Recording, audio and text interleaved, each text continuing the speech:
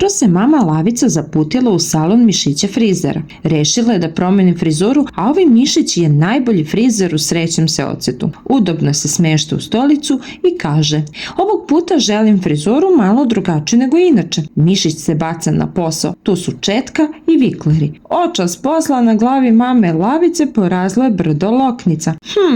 Ali htjela sam nešto drugačije. Nešto što će zadiviti moje prijateljice, objašnjava mama Lavica. I tako se mišić opet baca na posao. Nakon nekoliko sati rada, mama Lavica dobila je lepe i sasvim ravne šiške. Ipak, ni to nije ono što bi želela. Volela bi nešto što do sada niko nije video. Bliži se kraj radnog vremena i mišić mora nešto na brzinu da smisli. Znam šta ću vam napraviti, gospođo, uzvikuje. Rečeno, urađeno. Sada mama Lavica ne može da se žali. Na čelu ima jedan divan zeleni čuperak. Veoma lepo i neobično.